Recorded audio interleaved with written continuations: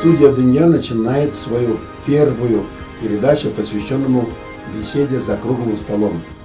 Аналитический разговор пойдет о татарской идентичности, о татарском народе. В нем принимает участие первый заместитель председателя исполкома Всемирного конгресса татар Ринат Валиуллин,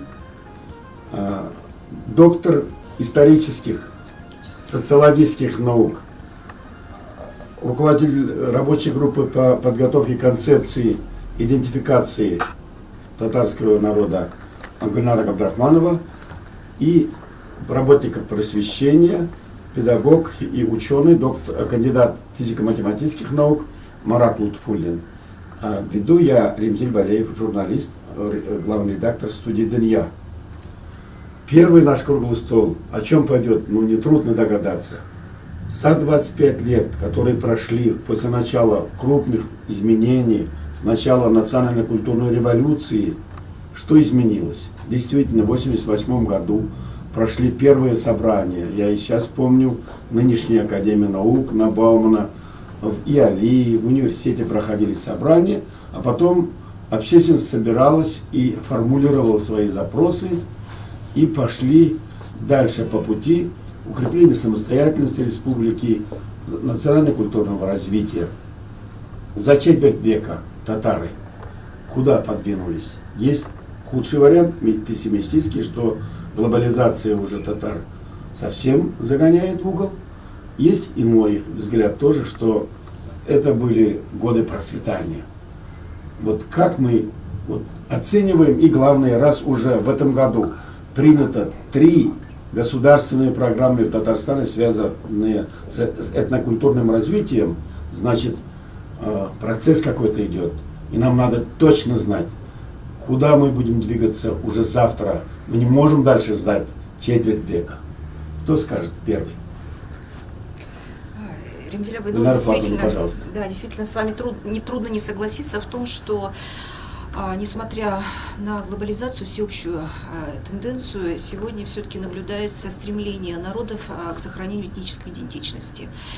И действительно, это очень ярко проявляется у татар. Наши этносоциологические исследования, которые мы проводим уже на протяжении больше 2 десятков лет, показывают, что у татар, и особенно у татар, проживающих в Республике Татарстан, идет рост этнической идентичности. То есть ощущение «я татарин» сегодня уже присутствует у 80% наших респондентов, у татар, проживающих в Республике Татарстан. И, естественно, этот рост этнической идентичности, он должен подкрепляться какими-то политическими актами со стороны республики. И в этом смысле нам стоит всячески приветствовать и поддерживать нашу республику, потому что действительно в этом году было принято 3 очень серьезных документа, о которых вы говорите. Среди них концепция сохранения этнической идентичности татарского народа. Кроме того, была принята и утверждена программа сохранения языков народов Республики Татарстан, программа национальной политики Республики Татарстан. И во всех этих 3 документах приоритет отдается именно татарскому языку, татарскому народу, татарской культуре. Но при этом, конечно, наша республика признает и равноправие других языков, других культур, тех народов, которые проживают в нашем Татарстане. Чем вызвано это отношение, именно идентификация татарского народа? Во-первых, 80% это одно, 20% кем себя считает, и были ли и существуют ли негативные тенденции, уменьшаются ли, вымирают ли не просто татары физически, а их сознание, сама идентификация, с какой скоростью, с каким темпом этот процесс происходит? Конечно, когда я называла цифру 80%, а татар оценивают свою этническую идентичность как актуализированную, я говорила именно о татарах в Республике Татарстан. На самом деле ситуация за пределами республики не такая радужная, и, собственно говоря, наши, правда, не очень многочисленные социологические исследования показывают, что в регионах России, к сожалению, происходит процесс ассимиляции татар. Скажем, между переписью 2002-2010 годов около 1 миллиона татар перестали называть татарский язык родным языком. Это очень серьезная проблема. Тоже есть некоторые проблемы с этнической идентичностью у татар, проживающих в республике. Мы все-таки фиксируем, несмотря на некоторый рост уровня владения татарским языком, мы все-таки фиксируем снижение в целом владения татарским языком и признание его родным языком. Сегодня очень негативная ситуация складывается среди татарской молодежи, особенно в городах, которая считает себя татарами, но в то же время не признает татарский язык родным, а называет русский язык родным. И это довольно такая вот не очень приятная ситуация, поэтому, конечно, мы очень всячески приветствуем принятие вот разных вот программ, которые способствуют утверждению вот этнической идентичности у татар, утверждению татарского языка как в качестве родного, и признание еще, вот особо хотела бы подчеркнуть, и признание традиционного ислама у татар. Это тоже очень серьезный, очень важный компонент этнической идентичности у современных татар. Собственно говоря, события, которые произошли полгода назад в нашей республике, показали важность и актуальность вот этой проблемы поддержания именно традиционной культуры ислама у татар. Именно то, что подкрепляет нашу татарскость, делает нас другими, нас особым народом.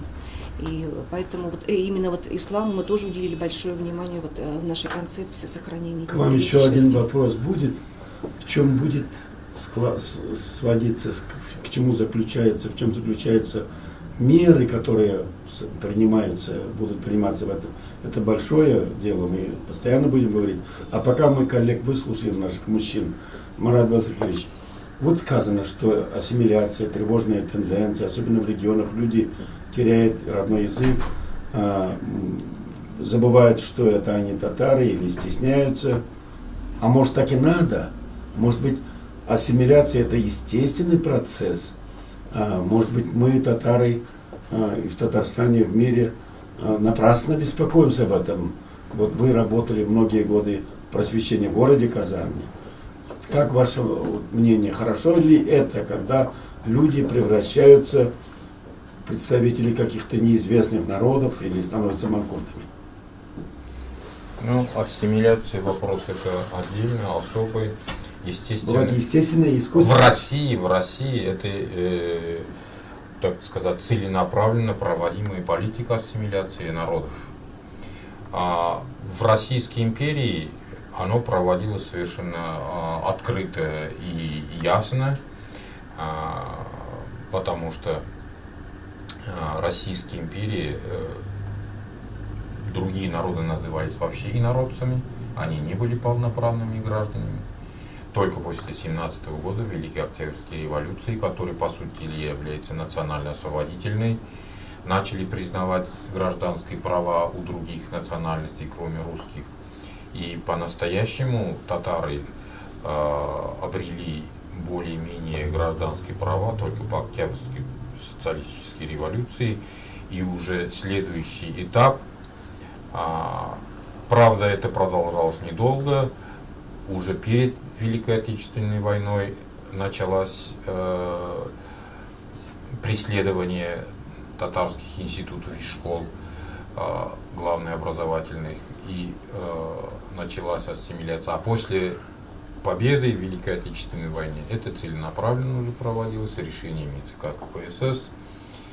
И вот как реакции на это уже в 89-х годах, после того, как СССР экономически ослаб, на волне демократизации, естественно, началось открытое национальное движение татар, они объединились в общество, и появились структуры, которые начали вот эту идентификацию в какой-то мере сохранять, по крайней мере, в этом направлении делать попытки.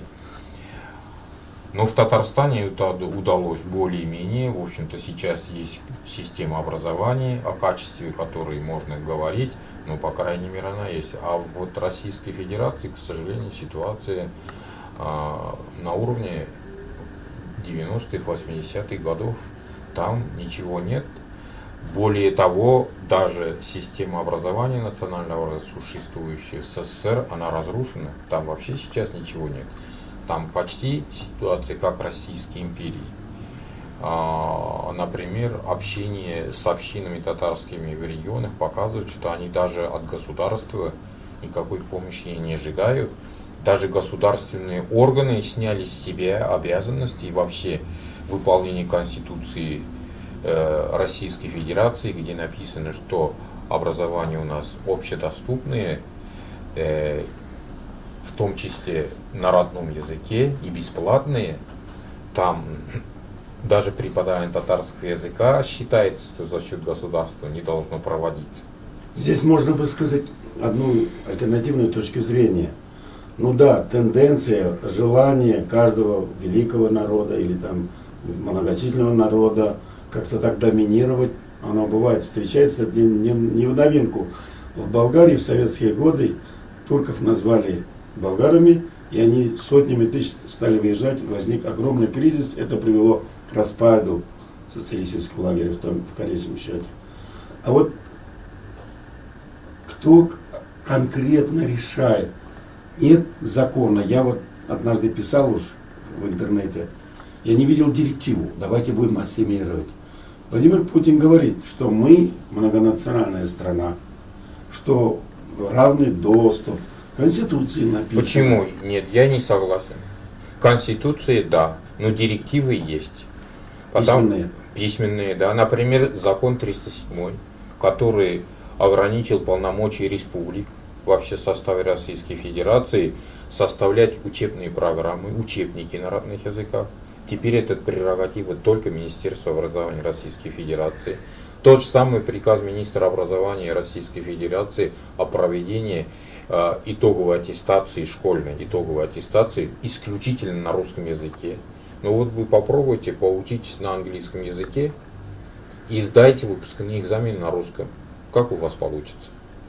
Это точно так же татарские школы. Они учатся на родном языке, да, имеют право выбора, написано, имеют право выбора. Вот вы 10 лет проучитесь на татарском языке предметы, а потом идете, итоговые экзамены сдаете на русском языке. Это так. Но в Нет, это совершенно официально. Все суды этот приказ оставили в силе. С этим приказом судились татары.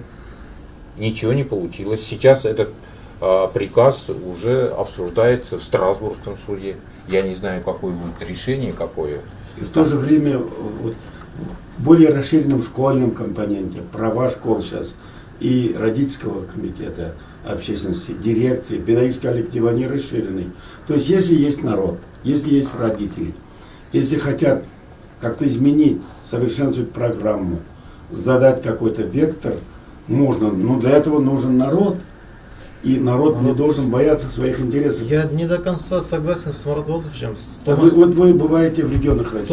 Там есть саратовские гимназии, есть другие. Есть там, где татары вообще совершенно плохо как бы в властях представлены. Но они не собираются ассимилировать, и никто их тоже не зажимает. Есть такие места. Вот ваш поставленный вопрос. Изначально наша программа, наш круглый стол, что такое нация, и мы ушли уже в специфику и конкретику насчет просвещения. Я просто хочу сказать, не так уж тревожна наша ситуация национальной идентичности, и я не вижу особой проблематики и особой трагедии то, что вот Гульнара об этом сказала, что часть татар считается родным языком, уже разговаривает на другом языке, но татарский считается родным языком. Да, такая ситуация есть. Возьмем пример других народов. Скажем, то же самое евреи, которые потеряли свой язык после преследования, но смогли воссоздать язык, воссоздать свое государство, и сейчас является, ну, так можно сказать, одним из кураторов. Общий вопрос. Если человек не выучил, не мог выучить или не знает языка своих предков, татар предков, он татарин или кто? Ну, и другой вопрос, я вот хочу продолжить свою мысль. То же самое цыгане. У них нет школы, нет просвещения, нет газет, нет телевидения, и то же самое интернет-телевидение, которое вот мы сейчас уже пользуемся этими благами. Но они все цыганские дети знают родной язык. Это показатель чего? Мы нельзя только в одном аспекте работать. У нас есть и семья, у нас есть и взаимность поколений, у нас есть другие аспекты, которые так мы должны это использовать. Это и есть идентичность. И вот эта идентичность, вот эта программа, о которой мы начали говорить, о котором Гульнара очень четко сказала, но она не до конца сказала, вот она является руководителем именно этой рабочей группы. Здесь работал очень большой коллектив, труд очень сильная получился концепция. Сначала мы его приняли в пятом съезде как проект, но потом были предложения, и уже она принята как настоящая концепция. И на основании этой концепции мы сейчас имеем уже и программу, государственную программу. Программа рассчитана на 3 года, 14-16 года. И надо сказать, что это пилотный проект. Это первый проект такого рода. И мы надеемся, что продолжение этой программы она будет. И самое главное, что здесь заложены конкретные суммы. Суммы не очень большие, скажем, 30 миллионов на 1 год. Это общая сложность 90 миллионов. Но это уже реальный шаг вперед именно национальной идентичности татарского народа. И поэтому хочу сказать, у нации есть будущее, у нации есть история, и у нас нации есть настоящее. Еще позитивный момент, вы знаете, вот этот акцент мы сделали в концепции сохранения этнической идентичности татар. Сейчас очень многое зависит от нас самих, от татар на местах. А если будем мы активны, если мы будем действительно хотеть и желать что-то сделать, то, собственно говоря, мы сохранимся. И вот акцент на нашей активности, на нашей самостоятельности и стремлении вот как раз вот сделан здесь. И эти тенденции уже мы наблюдаем в регионах, и, собственно говоря, даже и в республике это есть. Вот. Ведь самый простой пример. Сейчас в татарских деревнях находятся очень активные, инициативные люди, которые пишут историю своих деревень. Находятся спонсоры, которые вкладывают в деревню, в школу, в мечети, в строительство, в родники. Ну, в общем-то, важные такие символы деревенские. Спонсоры живут где-то в городах, давно уехали из деревни, но тем не менее очень активно вкладываются в деревню. То есть есть огромное желание, есть огромный потенциал у татар в плане вот самостоятельности и активности. И хочется только всячески поддерживать эту инициативу. Значит, татарин, который еще... Я с этим не согласен. А мы поспорим об этом специально. Деревни умирают, они умирают экономически, там нет работы. Вы можете писать сколько угодно историй, там нет детей, там нет рабочих, там умирающие деревни, они еще не закопаны только, их нет уже фактически. Их 30 лет просто не будет, потому что уже эта тенденция заложена глубоко. И поэтому насчет деревни. А насчет, я возразил, например, пример образования только что, доказать, что федеральное правительство ведет целенаправленную политику по ограничению возможностей развития народов России. Именно целенаправленную политику по ограничению развития народов России. Да, есть серьезные документы, принятые, которые ограничивают возможности людей, работы и жизни на родном языке. Уважаемые зрители, друзья, я обещаю, что последняя мысль, высказанная Марат Базыговичем Лутфуллиным, она не будет, вот эта часть, вырезана. Мы продолжим разговор именно об этом, о самых острых социальных, правовых и гуманитарных проблемах. А татарин, который пока не знает родного языка, я отвечаю на свой вопрос, он становится русскоязычным татарином. Ну, сегодня нормальный татарин, нормальный россиянин, он должен владеть 3 и более языками. Вот на это закончим. Смотрите наши передачи. Спасибо вам за беседу, встречу. Все. Рахмат. Ну, это же исторический момент. Ребята, мы начарно записались. Bu birincisi tanıyorum. Марат Базыкович, bittик деп aytırga ram. Обязательно, Марат. Обязательно, Хертап, шуда шундай кісі болуға тиіс. Yok, еш, ну, bittик деп жүрек. Ол бит сиңа бит не бира, сиңа фұрсат бира. Ауылда производство ничекте болса ясарға керек. Ну, мы же воспитываем людей. Мы же воспитываем. Ол бітірден производство yok. Бір жігіт кеткен, бітіріс ауылда. Да, уж прямо, да. Айтарбыз, мыншап кіріп. Да, Рахмат, Егор, рахмат. Да.